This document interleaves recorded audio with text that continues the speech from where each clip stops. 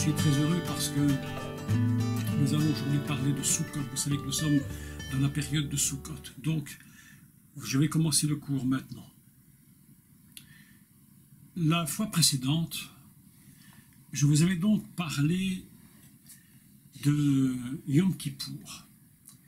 Cette fête de Yom Kippour a quelque chose d'absolument extraordinaire parce qu'elle est une fête qui prépare la fête de Sukkot. Il est impossible d'arriver à Sukkot si préalablement Yom Kippour n'a pas été accompli. Il y a une expression absolument admirable, je la trouve tellement belle dans cette fête de Yom Kippour qu'on va terminer le texte vers la fin du texte de cette fête, et il dit ceci: Shabbat Shabbaton. Shabbat Shabbaton, c'est ce qu'on pourrait appeler le repos des repos. Dans la traduction de Second, la traduction n'est pas très belle parce qu'il marque Shabbat, un jour de repos. Mais ce n'est pas Shabbat, un jour de repos, c'est une mauvaise traduction. Shabbat Shabbaton, c'est le repos des repos. C'est une fête tellement fantastique, le Yom Kippour, que Dieu va jusqu'à dire, lorsque vous faites cette fête du repos, cette fête du pardon, elle devient pour chacun de celui qui l'a fait le repos des repos. Vous imaginez. Donc, nous constatons que cette fête où Dieu pardonne, c'est la seule et unique façon que nous puissions rentrer, et que le monde entier, et que le peuple d'Israël rentre lui-même dans un repos absolument total. Ils ont traduit dans la Torah d'Israël, la traduction dit un repos absolu, ce qui sous-entendrait que d'autres repos ne le seraient peut-être pas. Mais voilà que le pardon de Dieu sur le peuple d'Israël s'appelle le repos des repos, le repos absolu. Vous allez constater une chose absolument formidable, c'est l'enchaînement qui se produit entre Sukkot, entre Yom Kippour et la fête de Sukkot. D'ailleurs, une chose que l'on dit dans toutes les écoles, les bonnes écoles bibliques, j'espère d'ailleurs, tout du moins chrétiennes, évangéliques ou autres, même parmi les rabbins, les juifs dans le Tanakh, on se rend compte d'une chose, c'est que la Bible n'est pas un livre, plus un livre, plus un livre, plus un autre livre, plus un prophète et un autre prophète qui s'ajoute. Ce n'est absolument pas de cela qu'il s'agit. La Bible dans son ensemble est une unité indivisible. L'unité Era dont nous avions parlé, c'est en réalité la totalité de la Bible. Si nous comprenons ce principe, que nous ne rajoutons rien, mais que tout est une unité indivisible, alors nous comprenons comment les fêtes de l'Éternel vont fonctionner. Elles sont toutes unies ensemble. Il n'y a pas une fête, il n'y a pas un récit biblique qui ne soit pas uni dans la totalité. C'est impossible. Et vous allez constater que dans Yom Kippour à Sukkot, il y a des mots hébreux qui nous donnent des relations absolument fabuleuses entre certains récits du commencement du monde et la fête elle-même de Sukkot. Donc, aujourd'hui, lorsque nous parlons de Sukkot, je voudrais commencer, et je vais essayer d'être très très très lent, pour que nous puissions tous bien comprendre de quoi il s'agit. Là, je pourrais faire un Sukkot et une explication, comme on peut le faire en général, traditionnelle, je dirais, si on peut dire traditionnelle, je ne sais pas, mais de toute façon, une relecture du texte, une relecture du mot et de l'idée fondamentale de Sukkot pour que vous compreniez comment tout s'imbrique dans une seule et même unité. D'accord? Donc, la première chose qu'on sait de Sukkot, Sukkot d'abord s'écrit par 3 consonnes hébraïques. Ces 3 consonnes, donc c'est le Samer, la première lettre, le Samer, puis nous avons le Kaf et nous avons le Tav. 3 lettres, je les répète, Samer, Kaf et le Tav. Cette racine hébraïque qui produit Sukkot, elle a plusieurs sens. Je vous donne l'essence différente de ce mot. La première, c'est couvrir. D'accord? Deuxième sens de soukot, ou de souka, je devrais dire souka au singulier. Soukot, c'est un mot au pluriel. D'ailleurs, je ne sais même pas si le mot, je ne sais pas, je ne peux pas l'affirmer, mais je ne sais même pas si le mot souka existe dans la Bible. Si, je me demande s'il n'est pas toujours au pluriel, mais il faudrait le vérifier. Mais en général, je crois qu'on parle de la fête des soukot, donc des tentes, de ce qui couvre. Deuxième définition de cette racine hébraïque, défendre, être protégé, défendu par de quelque chose. Nous sommes en endroit où nous sommes couverts et nous sommes dans un lieu où nous sommes défendus. Troisième sens, garantir, ce qui devient évidemment très intéressant puisque ça nous garantit une défense parce que nous sommes couverts. D'accord? Et le dernier sens que j'ai écrit, il y a d'autres mots qui découlent de cette racine hébraïque, d'ailleurs, mais je vais garder les 4 pour l'instant, c'est protéger.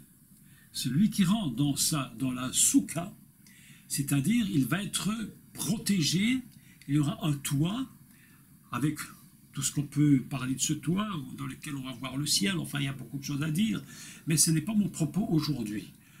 Aujourd'hui, je vais essayer de vous expliquer comment on peut décoder cette fête d'une façon extrêmement différente. Donc, je répète, une racine hébraïque de 3 lettres, de 3 consonnes, Samer, Kaf, Tav. Signification, couvrir, défendre, garantir, protéger. D'accord? Si vous avez pu écrire tout cela, on continue tranquillement.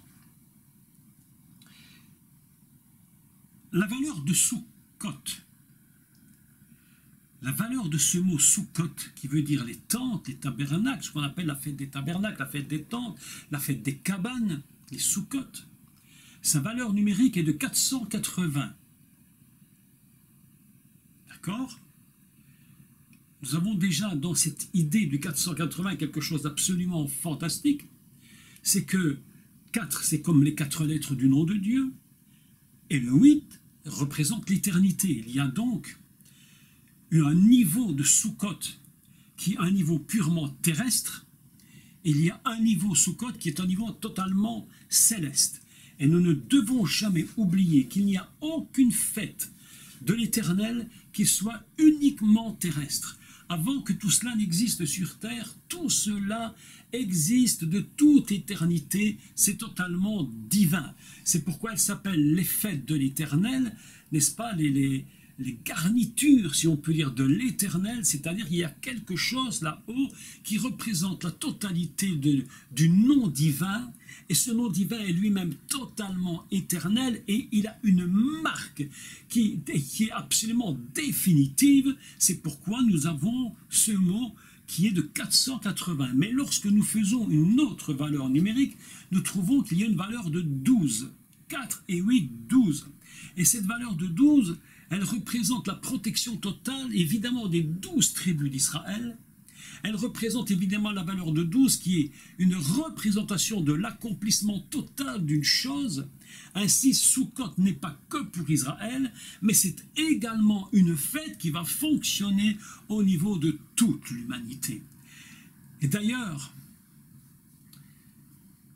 le prophète Zacharie, dont nous parlerons tout à l'heure, va le dire lui-même, que le jour viendra où les nations se rassembleront à la maison de l'Éternel. Et vous allez voir que là, il y a un texte absolument fabuleux sur ces peuples, ces nations qui vont venir et qui vont se rassembler sous la présence du Messie.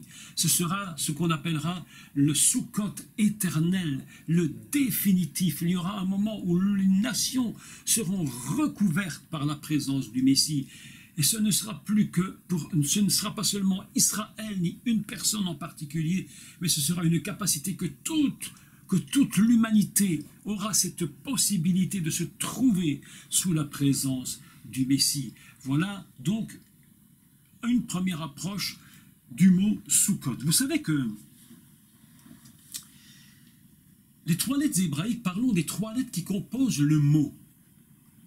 Pourquoi vais-je décoder ces trois lettres une à la fois?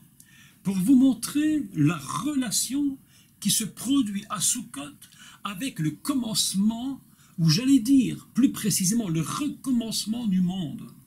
Lorsque le monde a été détruit par l'eau à l'époque de Noach, eh bien quelque chose s'est produit et le recommencement va se faire d'une façon très particulière. Donc je voudrais pour cela expliquer d'abord ce que représentent ces trois lettres. Nous avons premièrement Samer. Samer est un mot qui signifie, entre autres, il y a plusieurs significations, mais il signifie reposer, se reposer. Il signifie également fortifier, renforcer, soutenir. Ainsi, nous avons la première idée, dans la première lettre de ce mot, de cette racine, dirais-je, cette idée fondamentale que la fête de Sukkot, c'est quelque chose qui est là pour nous reposer, pour nous fortifier, pour nous soutenir, pour nous renforcer, pour appuyer quelque chose. Première lettre de Sukkot. Deuxième lettre, le Kaf. La lettre Kaf, qui elle vaut 20, signifie le creux de la main. N'est-ce pas? Il y a encore d'autres choses, mais nous allons garder cette lettre comme étant le creux de la main. Kaf, d'ailleurs, c'est une forme comme ceci, n'est-ce pas? Comme le creux de la main. Et la dernière lettre, qui est le Tav, c'est la marque. Autrement dit, nous pouvons comprendre Sukkot en décodant les trois lettres hébraïques. Je suis reposé, je me repose, je me fortifie, je m'appuie, je me renforce. Je suis soutenu de ce que ma main fait. Ce que je fais, eh bien, ce qu'elle a fait, maintenant, je suis soutenu, je suis fortifié. Mes œuvres, tout ceci aujourd'hui est si vous voulez, la capacité de se reposer de toutes les œuvres que j'ai faites, de tout ce que ma main a fait. Et il y a un personnage absolument mémorable d'ailleurs, dont le nom lui-même signifie se reposer. Et ce personnage qui signifie se reposer et qui tient lui-même la notion d'un Sukkot pour l'humanité, puisque Dieu recommence le monde en disant à son monde, il faut que tu te reposes. Ce que je trouve extraordinaire avec Dieu, vous savez ce que je trouve formidable avec lui?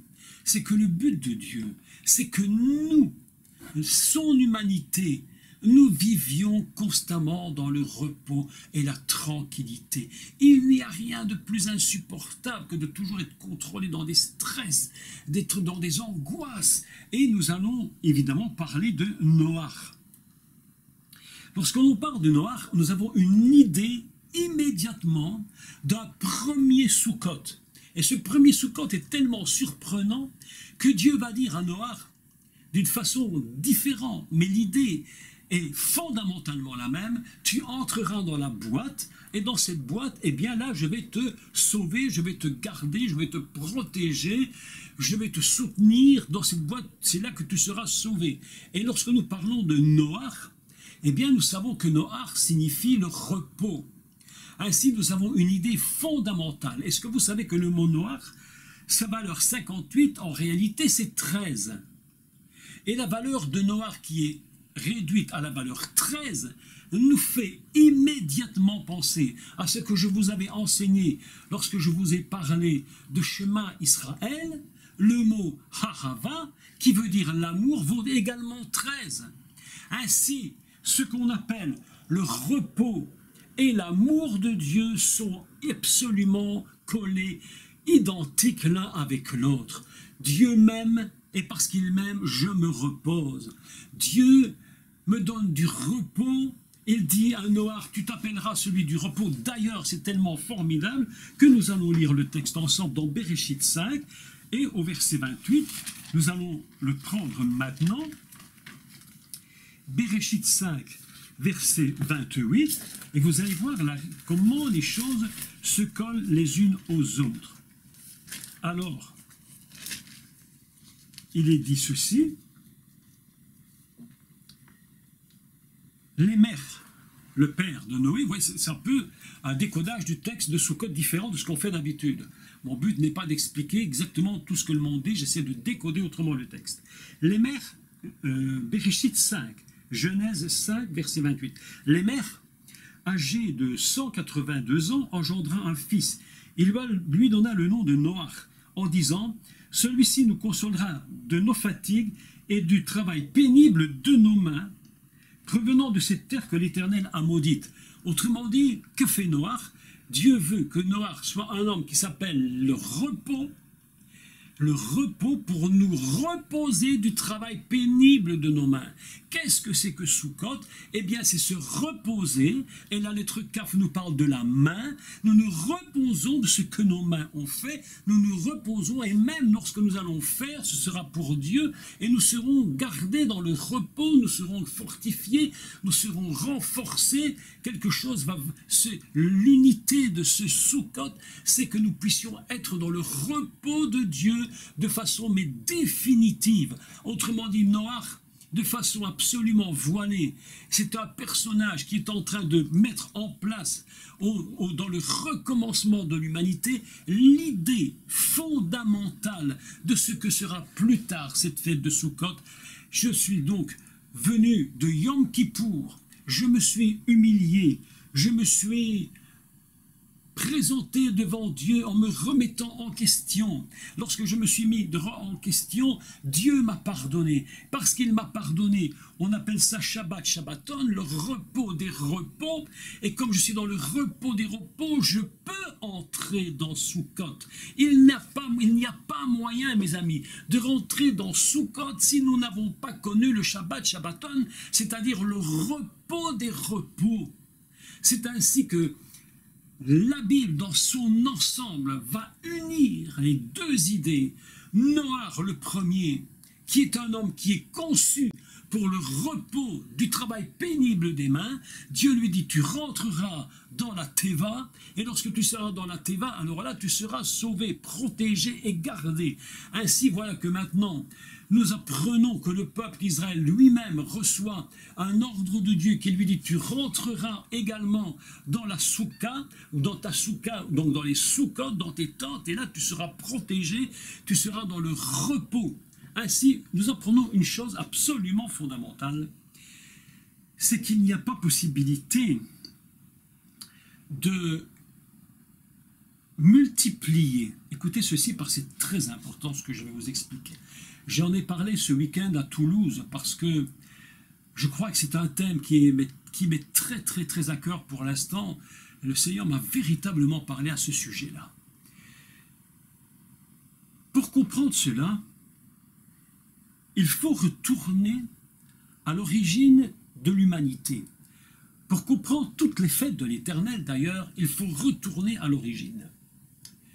Lorsque Dieu, le maître du monde, crée son Adam, il va lui dire « Vayibarer Elohim », puis il lui dira « Pro urvu umilou », c'est-à-dire Dieu les bénit et lui dit donc « Fruitez beaucoup et remplissez la terre ».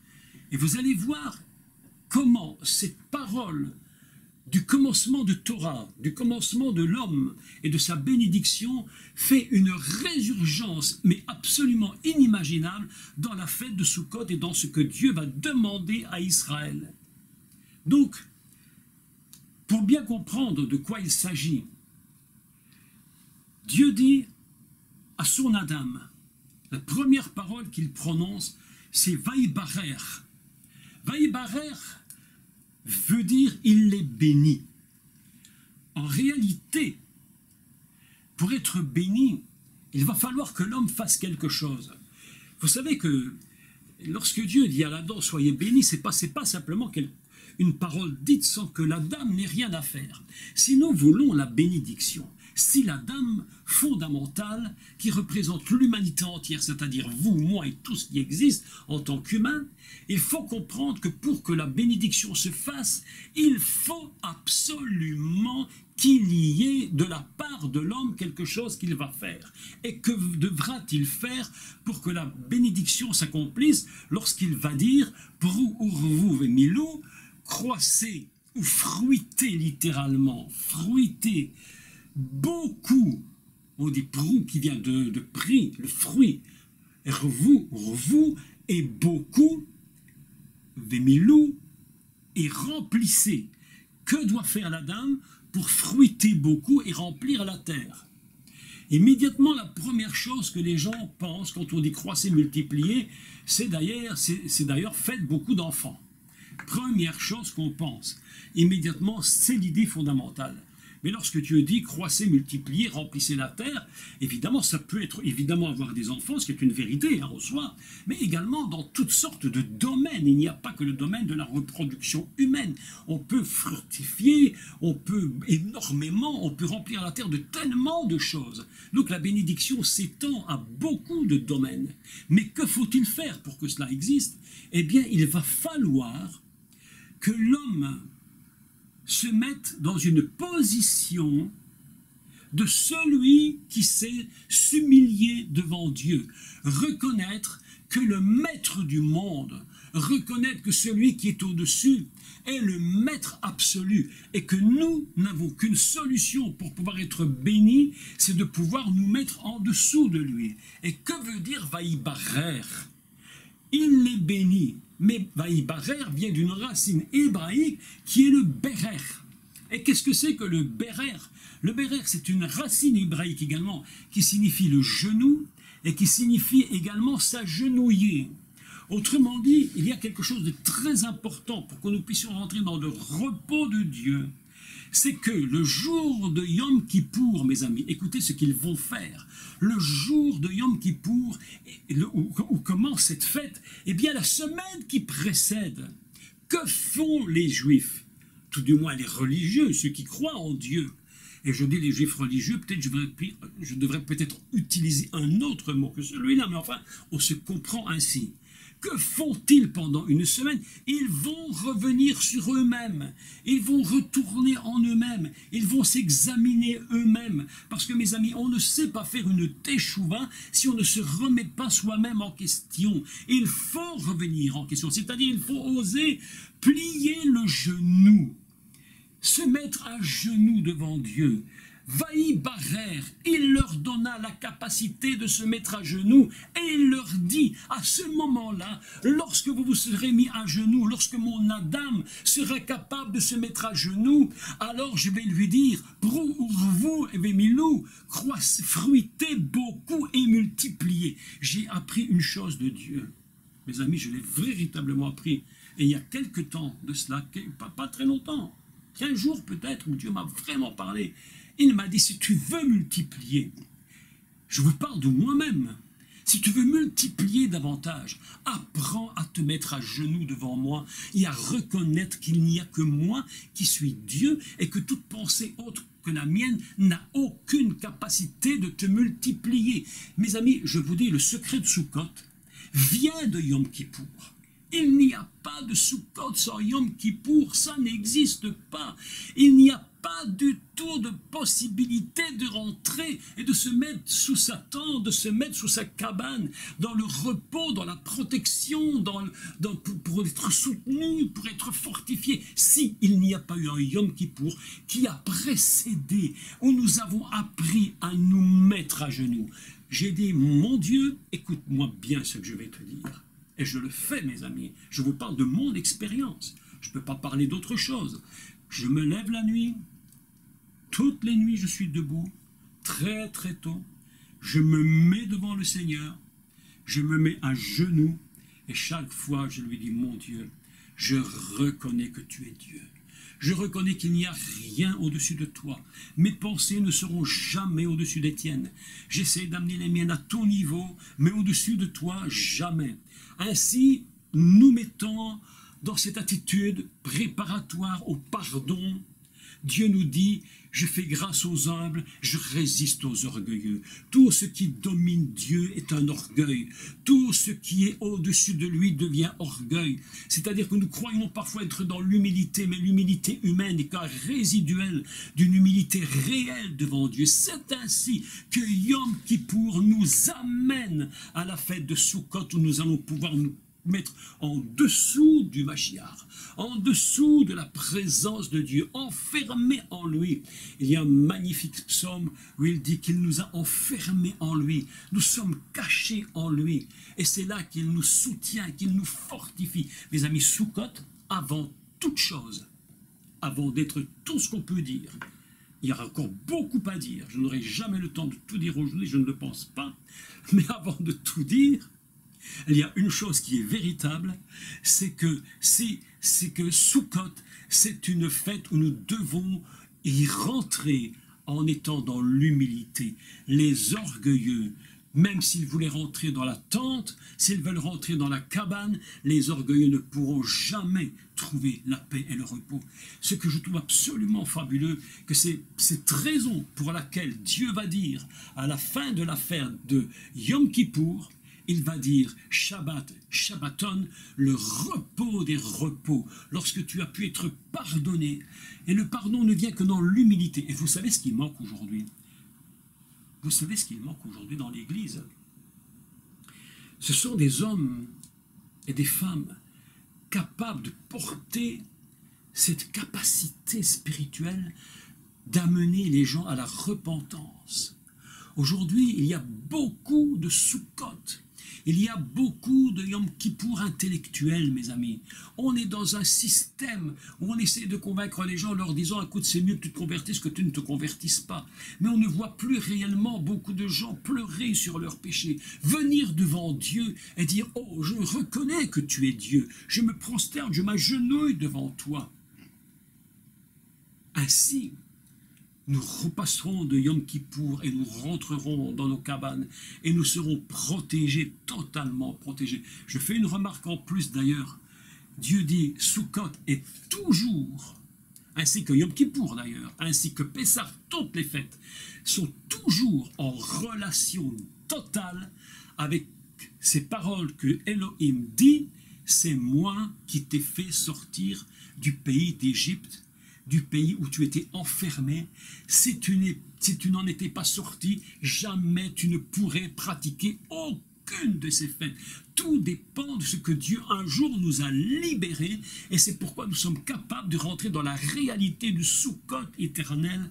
C'est parce que nous sommes sortis de l'esclavage du monde, du péché qui nous a enfermés, qui nous a environnés, qui nous prend si facilement, nous dit la Bible, mais nous sommes sortis, nous nous sommes humiliés, nous avons reconnu que Dieu est Dieu et que rien n'est au-dessus de lui. Alors Dieu nous dit, puisque tu fais cela, ce repos que je te donne, c'est le repos des repos, Shabbat, Shabbaton, à cause de ce Shabbat, Shabbaton, je te permets de rentrer dans la cabane, et dans cette cabane, je te garde, je te protège, et là, tu vas vivre une expérience absolument fabuleuse. Mes amis, c'est ce qui se produira lorsque le Mashiach reviendra. Ce sera le jour extraordinaire, absolument fabuleux, où l'univers, où l'humanité entière aura la capacité de se tenir sous la présence du Mashiach lui-même. Sukkot, c'est premièrement une fête qui vient parce que nous nous sommes humiliés, nous avons reconnu Dieu et ainsi il nous permet de rentrer dans nos tentes, dans nos cabanes. D'accord? Vous comprenez cela, je le crois. Donc, il leur dit, prou, ça veut dire fruiter. Écoutez le mot parce qu'il est extrêmement important. Prou, c'est fruiter.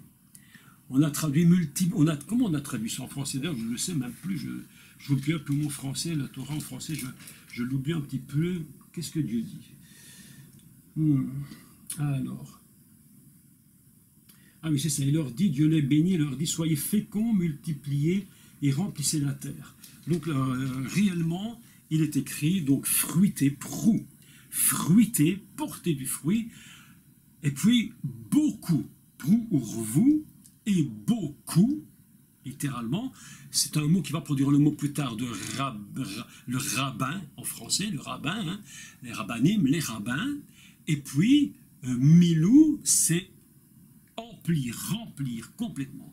Donc, fruitez beaucoup et remplissez la terre. C'est l'humilité, mes amis, qui produit la multiplication extrême. Aussi longtemps qu'il n'y aura pas d'humilité, que nous ne serons pas rentrés dans notre soukha, eh bien, il n'y a pas moyen de véritablement multiplier selon la pensée divine.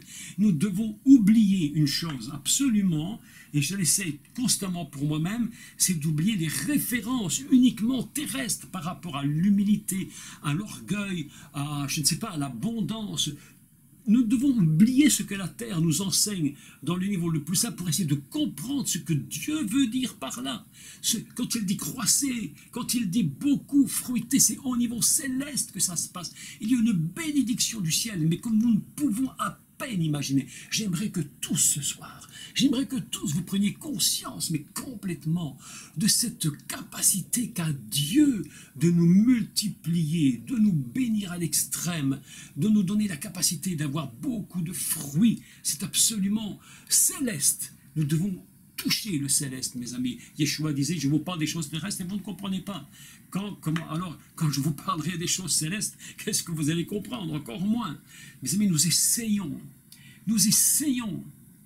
Ah, mes amis, nous essayons de comprendre le céleste. Nous voulons rentrer dans le céleste. Donc, voilà maintenant que nous sommes arrivés à un point de cet enseignement où je voudrais expliquer quelque chose. Lorsqu'on fait la fête de Sukkot, il y a plusieurs choses qui doivent être faites. Et je voudrais parler d'une de ces choses qui se divise en 4. Alors, nous allons ensemble lire le texte. En français, ce sera plus simple. Vous voyez que s'il fallait développer tout le thème complètement, mais mot par mot, là, ça nous prendra encore beaucoup plus de temps. Donc, je verrai peut-être à la fois prochaine, si j'ai du temps pour le développer, je le ferai. Mais nous allons commencer par lire à partir d'une idée qui vient d'être développée, qui est prou, qui vient de pri, qui veut dire un fruit. Lorsqu'il y a beaucoup de fruits, de toutes sortes, c'est-à-dire qu'il y a une récolte.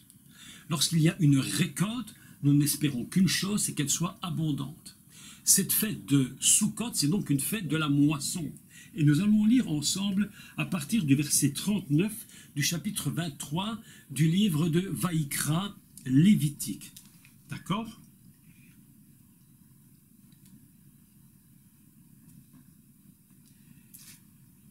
Vous avez tous pris votre Bible et je commence la lecture. Lévitique 23, 39. Le 15e jour du 7e mois, quand vous récolterez les produits du pays. Nous sommes donc dans une fête de la récolte.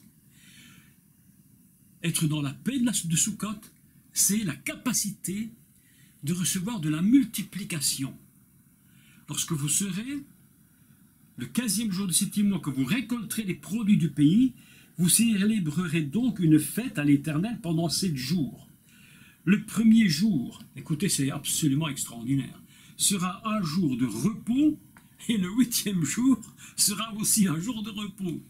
Alors, ça change un peu notre société complètement à côté de la plaque, qui, elle, travaille non-stop, 24 heures sur 24. Vous savez que le monde ne s'arrête plus de travailler. Il n'y a plus de repos, les gens sont dans des stress épouvantables, ils ne s'arrêtent plus. Le profit et le gain nous ont fait perdre à l'humanité la raison d'être de leur existence. Pour beaucoup de personnes, leur existence est basée sur le gain. Il faut gagner. Toujours, le repos n'a plus aucune importance. Il y a même des personnes qui n'aiment pas dormir parce qu'ils disent qu'ils trouvent qu'ils perdent leur temps et que s'ils dorment, ils perdent du temps pour gagner plus d'argent. Donc Dieu dit non. Ce n'est pas le principe divin. Le premier jour sera un jour de repos et le dernier sera aussi un jour de repos. Autrement dit, toute cette fête de Sukkot va être enfermée complètement dans ce qu'on appelle le Shabbat Shabbaton, le repos des repos. On ne peut pas être dans la présence de Dieu sans être dans le repos des repos. Premier jour, dernier jour, extraordinaire texte, absolument formidable. C'est important que nous comprenions comment cela fonctionne. Le premier et le 8e sera un jour de repos. Vous prendrez le premier jour des fruits des beaux arbres. Écoutez, je vais vous expliquer parce que quatre choses. Vous prendrez le premier jour les fruits des beaux arbres, des branches de palmiers, des rameaux d'arbres touffus et des saules de rivière, et vous vous réjouirez devant l'Éternel votre Dieu pendant 7 jours. Nous allons aujourd'hui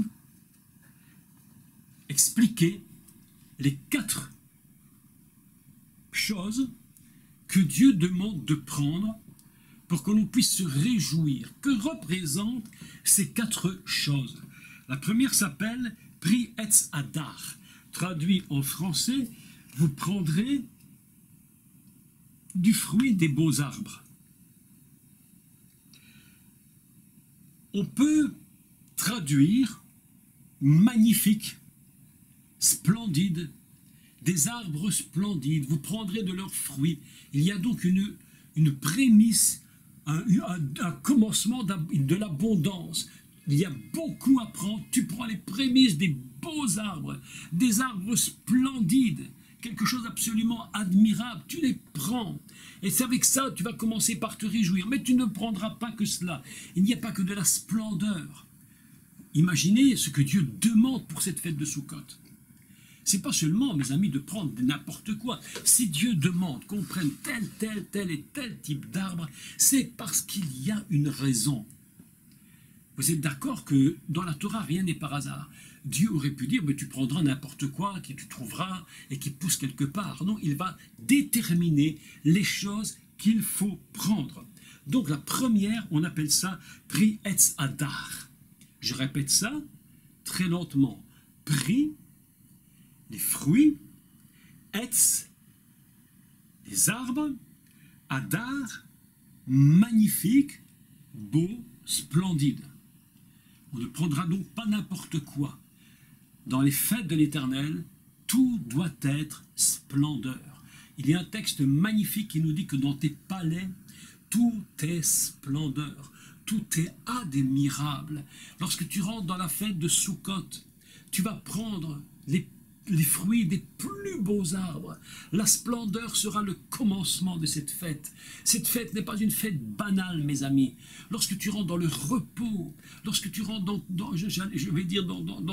dans ta cabane qui représente la protection, tu dois être dans la splendeur. C'est quelque chose de magnifique. D'ailleurs, lorsque le juif fait sa Soukhot et qu'il construit sa cabane, eh bien, on leur demande de garnir.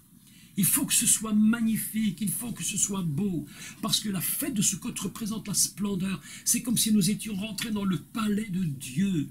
Et le Mashiach Yeshua de dire, mais cherchez le royaume de Dieu. C'est là-haut que se trouve la splendeur de Dieu. C'est pourquoi il dit, Pri Etz Adar, des fruits des arbres splendides. Et puis il va parler de Kapot Temarim, qu'on va appeler les palmes de dattier. C'est-à-dire ce qui nous donne de la nourriture. Est-ce que vous savez que, je ne sais pas si vous avez entendu parler de cela, mais on dit que les dattes sont des aliments qui sont, avec lesquels on pourrait vivre uniquement en mangeant des dattes. Alors, ça fait déjà longtemps que j'entendais parler de cela, mais dernièrement, je relisais un article là-dessus, que la date a quelque chose de particulier, une nourriture, quelque chose qui nous tient, qui est capable de nous nourrir. Et il dit, tu prendras les palmes de dattier. Il y a donc une image que tu vas joindre à la splendeur, la capacité de te nourrir. Dieu est le Dieu qui nourrit.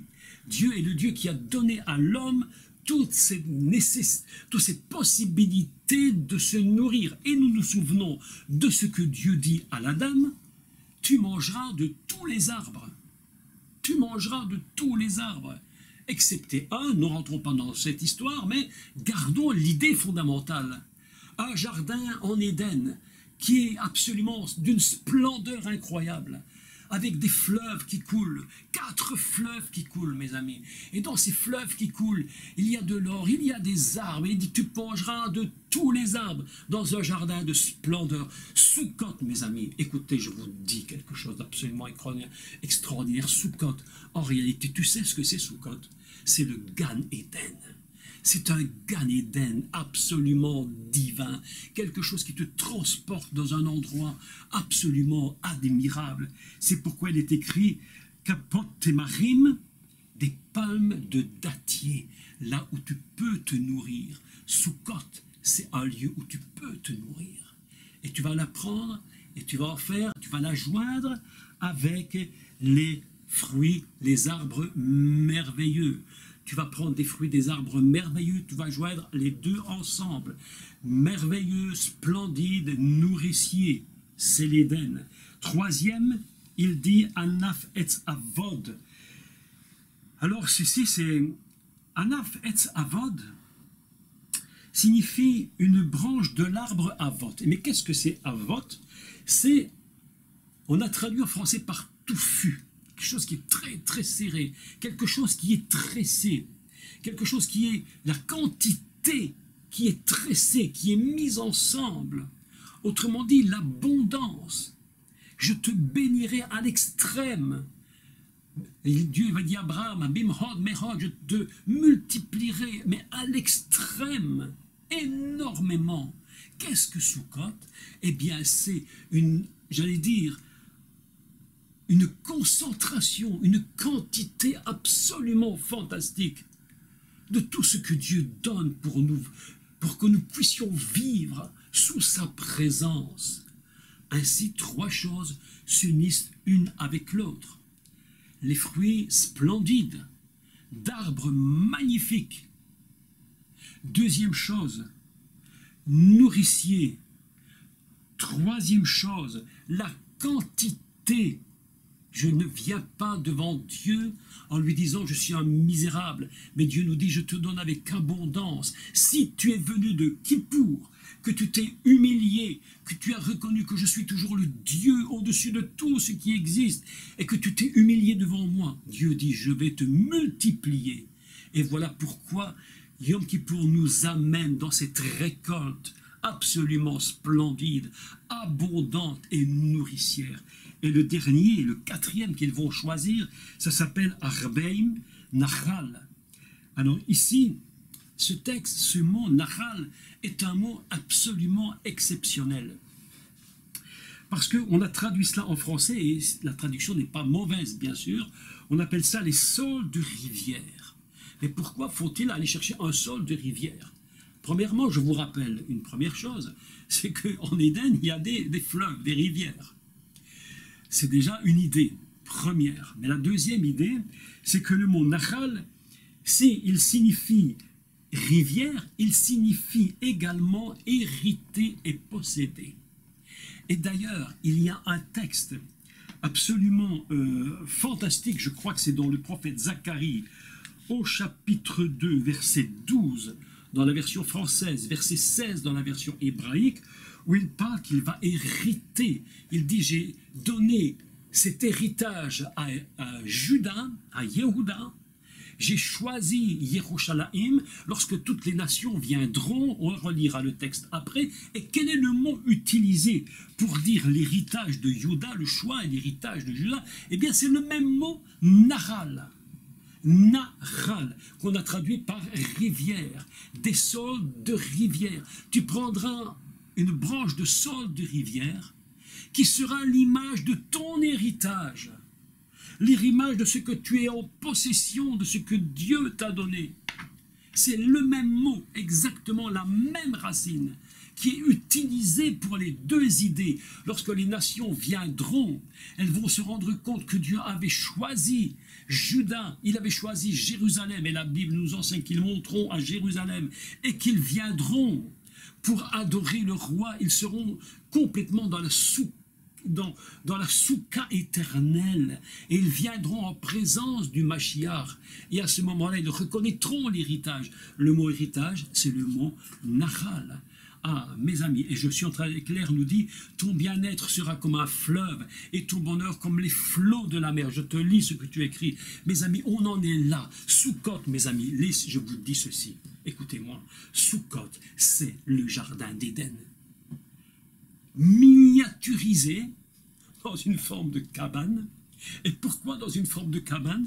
Parce qu'il y a une autre idée qui se développe et que Dieu va donner. Il dit, tu feras ces cabanes en souvenir de ce que je t'ai sorti d'Égypte et que tu étais dans le désert et que tu étais dans les cabanes dans le désert. Autrement dit, ces cabanes, elles ne sont la résultante que d'une sortie d'Égypte. Sans sortir d'Égypte, tu ne peux pas rentrer dans la promesse. C'est impossible. Sans la sortie d'Égypte, il n'y a ni loi, il n'y a rien. Tu es prisonnier, totalement enfermé. Mais lorsque tu sors de l'Égypte, alors Dieu dit, tu vas garder le souvenir de ce que j'ai fait pour toi. Il dit dans ce texte au Lévitique 23 et au verset 43, verset 42, vous demeurerez pendant 7 jours, écoutez les mots, pendant 7 jours, c'est le cycle d'une création, c'est un cycle de création du monde. Vous demeurez pendant 7 jours sous des soukkotes, des tentes, des soukkas, vous, tous les indigènes en Israël, demeureront sous des tentes, afin que vos descendants sache que j'ai fait habiter sous des tentes les enfants d'Israël après les avoir fait sortir du pays d'Égypte. Je suis l'Éternel, votre Dieu. C'est ainsi que Moshé dit aux enfants d'Israël quelles sont les fêtes de l'Éternel, quels sont ces absolument fantastiques textes. La fête de Sukkot, pour commencer, eh bien, c'est se retrouver au commencement du monde. Vous savez que il faudrait que je prenne du temps pour vous l'expliquer, mais c'est très compliqué de le faire ici parce que comme ça en direct c'est trop compliqué, il faudra un tableau et passer beaucoup de temps à expliquer sur un tableau comment tout fonctionne et c'est trop difficile ici. Simplement je vous le dis pour que vous ayez une idée de ce qui se produit dans la Torah. La lecture de la Torah ne se fait pas simplement parce que je lis la Torah, je connais un peu d'hébreu ou beaucoup, je lis. Il faut décoder le texte et la grammaire et même parfois la conjugaison pour saisir ce qui se dit. Et entre autres, une chose y est écrite, qui est très très particulière, c'est que l'écriture grammaticale du jour 1 de la création est identique à l'écriture grammaticale du jour 7. Ainsi, les deux se rejoignent complètement. Eh bien, nous sommes dans une idée absolument similaire ici. Dans Sukkot, le 7e jour, c'est un retour, c'est un lien comme un cercle qui se referme complètement, où on ne sait plus où est le commencement et la fin. C'est une histoire totalement dans la globalité, où Sukkot représente le commencement de l'univers. Et le jardin dans lequel Dieu a mis son Adam. Il y a quelque chose dans cette fête absolument fabuleuse. Et mes amis, nous allons apprendre une chose tous ensemble, c'est à lire la Torah autrement. Nous n'allons plus lire cette fête dans l'ordre. Nous allons la lire dans une globalité. Nous allons considérer que toutes les fêtes s'imbriquent les unes dans les autres. Shabbat est l'une dans l'autre. Il n'y a pas 7 Shabbats différents dans les 7 fêtes de l'Éternel. Il y a une seule grande fête qui englobe 7 dimensions. Et ces 7 dimensions sont évidemment regroupées dans un Shabbat total exactement comme le commencement de l'univers. Lorsque Dieu fait Shabbat, il rejoint le jour 1 et il projette dans toute sa création. Il y eut un soir, Veyerev, Vaï Boker, il y eut un soir, il y eut un matin, un temps d'arrêt, un temps de travail, un temps d'arrêt, un temps de travail. C'est une unité absolument indispensable de comprendre. C'est pourquoi je n'ai cessé de le dire. Je le redis parce que je suis convaincu de ce que je dis. Si vous faites Shabbat, n'éteignez jamais le Shabbat. Mais chaque semaine, si vous le faites, et que vous dites, moi je le fais le vendredi soir, ranimez-le.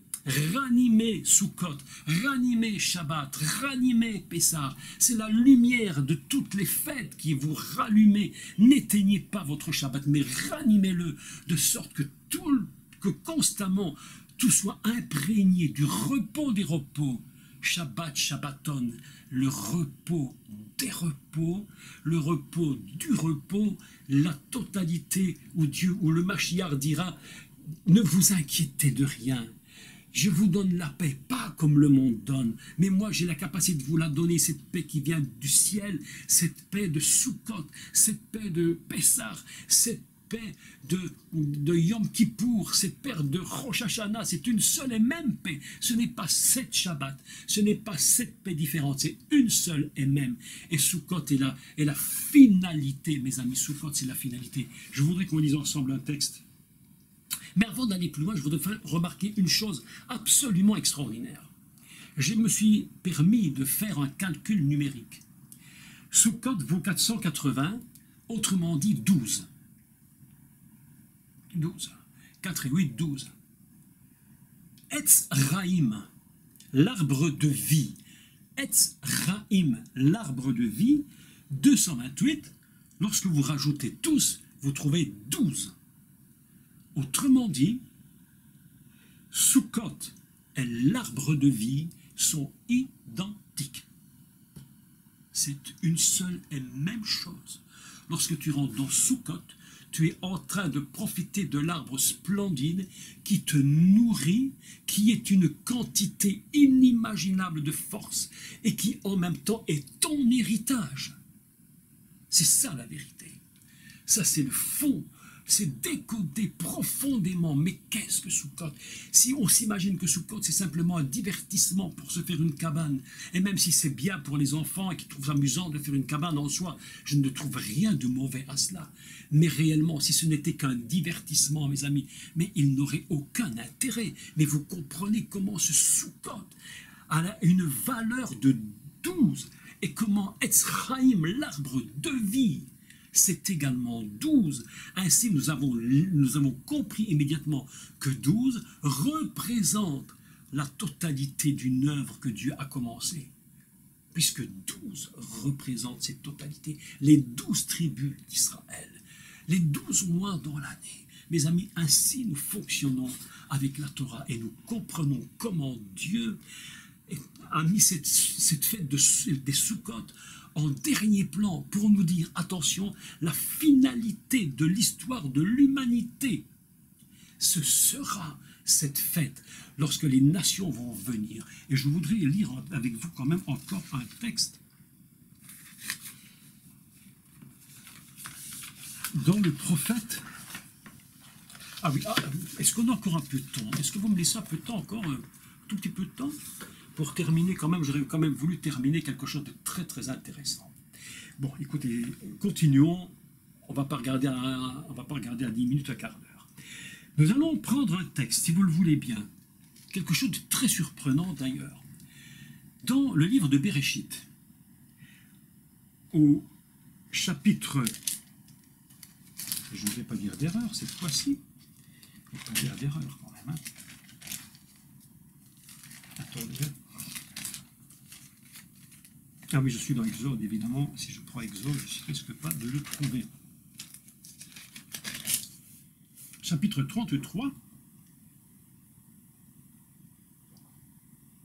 Chapitre 33, verset 17. Je voudrais expliquer ce texte. Il y a un grand principe hébraïque que nous pouvons comprendre facilement maintenant, depuis les années que nous en parlons, que nous le mettons en pratique nous-mêmes. Écoutez. Pour trouver ce qu'un mot veut dire dans son essence première, il faut que nous le trouvions la première fois qu'il apparaît dans la Bible, donc en principe dans la Torah. Voilà. Lorsque nous avons trouvé l'endroit où il apparaît dans la Torah pour la première fois, nous allons décoder la racine du mot et voir à quoi il se rapporte. Ainsi, nous avons l'idée fondamentale du mot et de sa racine. Alors le mot Sukkot n'apparaît pas pour la première fois dans le livre de l'Exode. Pas du tout. Le livre de Sukkot, la première fois que Sukkot, le mot apparaît, c'est dans le livre de Bereshit, au chapitre 33 et au verset 17, et je le lis avec vous. Et je vais expliquer deux choses très importantes qui vont de nouveau nous ramener au commencement de l'univers. Écoutez bien. Yaakov partit pour Sukkot.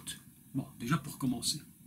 Alors, Sukkot, évidemment, à ce moment-là, ne s'appelait pas Sukkot, mais on va écrire Sukkot parce qu'il va le nommer comme ça plus tard, donc on lui donne déjà le nom.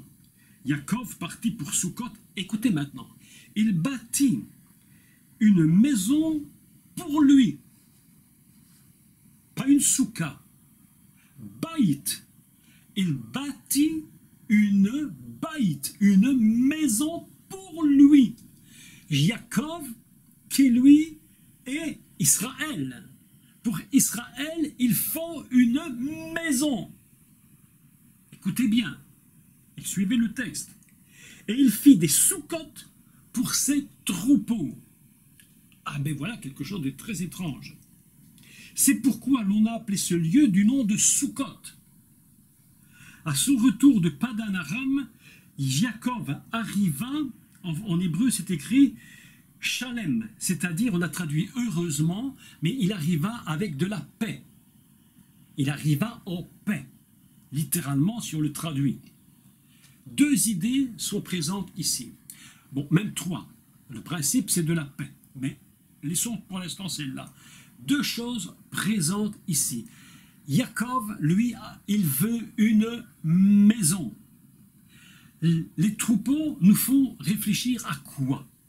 Nous nous rappelons très bien que lorsque Noach a construit sa teva, il a fait rentrer à l'intérieur des animaux purs et impurs. Et ces animaux purs et impurs, il faut comprendre pourquoi Dieu l'a voulu. Je rappelle une histoire, un récit qui s'était produit le jour, à quelque temps après la fête de Shavuot à Jérusalem. C'est lorsque Pierre monte sur le toit de sa maison et qu'est-ce qu'il voit? Une vision qui apparaît par 3 fois. Sur ce niveau, sur cette nappe, il voit des animaux impurs et Dieu lui dit « tue et mange ». Et Pierre ne veut pas le faire. Puis, après 3 fois, il se rend compte en réalité que ces animaux impurs représentent les nations. Représente les nations. Et Dieu dit, ne déclare pas impur ce que moi je déclare pur. Nous avons dans le récit que nous venons de lire 2 idées. Yaakov, lui, c'est une baït, une maison. Qu'est-ce que Israël va bâtir? Ce qu'on appelle baït à Kodesh, la maison de la sainteté, le temple, mes amis. Pour Israël, il faut qu'il y ait le temple. Et la Torah nous enseigne que les nations, eux, ils seront sous des soukottes. Ils seront enfermés comme si Yaakov, Israël, était devenu le maître, le premier, et les nations, tous ceux qu'on aurait pu considérer comme étant impossibles, qui ne devraient même pas venir, Dieu dit, mais si ils reviennent à moi, ils iront à Jérusalem, ils iront à la Baït, et eux, ils seront protégés sous des soukottes. Ainsi, les animaux qui appartiennent à Yaakov, prophétiquement représentent les nations. Une baït pour Yaakov, des soukottes pour les animaux, pour ses troupeaux. Mes amis, lorsque le monde ira à Jérusalem pour adorer le roi, ils iront à la maison, ils iront à Baït HaKodesh, la maison de sainteté, c'est là qu'ils iront. Et en allant là, eux-mêmes, ils seront protégés sous leur soukotte. Mes amis, un jour viendra où Israël sera beaucoup plus que l'on imagine. Ils ne seront plus seulement sous des tentes, ils seront dans la présence même de la maison de Dieu. Le but fondamental de Dieu, c'est d'amener Yaakov, Israël et tout le peuple d'Israël à la maison de la sainteté, au temple de Jérusalem. Et c'est pourquoi ce texte est absolument fabuleux. Il bâtit pour lui une baït, et pour lui, et il fit des soukottes, parce que c'est lui qui les a fait. Israël, un jour, mes amis, écoutez, le temps arrive où Israël lui-même bâtira des soukottes pour les nations. C'est ça la prophétie. Ce texte de Bereshit 33 est d'une puissance prophétique absolument fabuleuse. Un jour, Israël bâtira lui-même, c'est écrit, et il fit des cabanes pour ses troupeaux. Le jour vient où Israël considérera que les nations et lui seront une seule même chose, une seule unité pour aller adorer dans la maison de la sainteté, au temple de Jérusalem.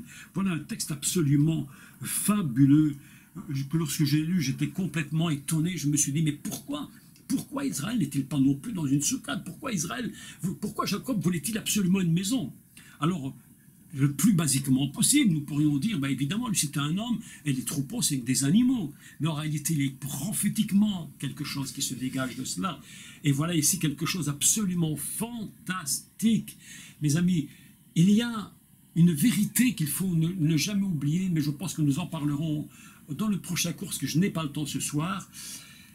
Il faudrait expliquer tous les détails de ce que représente la couverture qui se trouve dans le Saint des Saints, comment Dieu a couvert le tabernacle, j'allais dire l'Arche de l'Alliance, pardon, comment Dieu a couvert l'Arche de l'Alliance.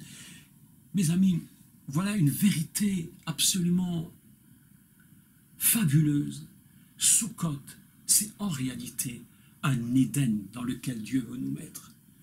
Le temps vient où ces choses vont se produire. Et je voudrais terminer en vous lisant Zacharie. Est-ce que nous prenons un peu de temps, juste quelques minutes, et nous terminons Zacharie au chapitre 2, et j'aimerais vous le lire.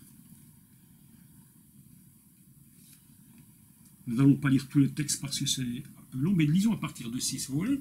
On prend un peu de temps, encore quelques 5 minutes, et on lit à partir de Zacharie 2, bête, et verset 6, Vav.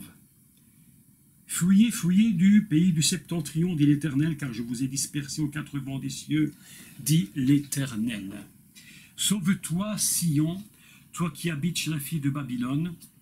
Bon, je ne rentre pas dans tous les détails, vous voyez qu'on pourrait parler longtemps de tout cela, car ainsi parle l'Éternel des armées. Après cela viendra la gloire. Il m'a envoyé vers les nations qui vous ont dépouillé, car celui qui vous touche, touche la prunelle de son œil. Voici, je lève ma main contre elles, et elles seront la proie de ceux qui leur étaient asservis. Et vous saurez que l'Éternel des armées m'a envoyé. Pousse des cris d'allégresse, réjouis-toi, fille de Sion, car voici je viens, et j'habiterai au milieu de toi, dit l'Éternel. Beaucoup de nations s'attacheront à l'Éternel en ce jour-là. Les troupeaux de Jacob, ceux qu'ils vont accepter, qu'Israël va reconnaître, ils accepteront que les nations viennent, eux-mêmes le désireront. Vous imaginez ce texte absolument extraordinaire. Beaucoup de nations s'attacheront à l'Éternel en ce jour-là et deviendront mon peuple. Baït pour Jacob, Sukkot pour les troupeaux. C'est prophétique, extrêmement prophétique. Vous imaginez? Oh là là. Et tu sauras, j'habiterai au milieu de toi, et tu sauras que l'Éternel des armées m'a envoyé vers toi. L'Éternel possédera Juda comme sa part. En réalité, possédera, c'est le même mot que nous avons vu, Venaral, comme un fleuve. Ta postérité, c'est exactement le même mot utilisé, vous pouvez le comparer, c'est exactement le même mot, naral, utilisé lorsqu'on dit tu prendrais des branches de saule, de rivière, des saules, des branches qui seront comme ton héritage. Le même mot est exactement choisi dans ce texte-ci et dans la fête de Sukkot. C'est deux mots identiques. Écoutez la suite. L'Éternel, Vénaral, serait ton héritage, te possédera. Il possédera Juda. Je rappelle que Juda, c'est la seule tribu des 12 tribus d'Israël qui possède tous les noms du Mashiach, plus la lettre Dalet qui forme une porte. Je rappelle ça au passage. Comme sa part, l'Éternel, Vénaral, te possédera ton héritage, comme son héritage, Juda, comme sa part, dans la terre sainte. Et il choisira encore Jérusalem. Que toute chair fasse silence devant l'Éternel. Écoutez maintenant, écoutez la finale. Car il s'est réveillé de sa demeure sainte, la maison de la sainteté, Baït HaKodesh, cette maison que Jacob avait vue des milliers d'années avant. Il avait vu prophétiquement une maison pour Israël, des Sukkot pour les nations. Tout le monde se rassemble à Yerushalayim. Ça, mes amis, c'est la véritable Sukkot. C'est le véritable Sukkot. C'est cette fête-là où Dieu dit, je te remettrai dans le jardin d'Éden et tu seras dans la paix avec moi. Et je vais te couvrir de mes ailes. Et toi, qui t'étais éloigné, je te ramènerai. Et la fête de Sukkot finale, la grande fête de Sukkot finale, elle se passera lorsque le Mashiach va revenir. Et lorsqu'il sera présent, alors toutes les nations iront à Jérusalem. Et le monde, l'humanité entière, vivra sous la tente du Messie, dans la présence de Dieu à Jérusalem. Mes amis, voilà en quelques mots ce que je voulais vous expliquer sur la fête de Sukkot. On pourrait expliquer un million de choses, je suppose encore bien d'autres choses. En réalité, je crois que j'essaye de toucher au plus profond de cette réalité. Qu'est-ce que cette fête? Pourquoi est-elle la dernière, mes amis? Elle est la dernière parce que sachez une chose, ce qui est dernier dans la pensée de Torah se relie toujours avec ce qui est le commencement et le premier. Que Dieu vous bénisse tous. Je me réjouis de vous avoir vu, écouté ce soir. J'espère avoir pu vous encourager, vous donner quelques idées nouvelles.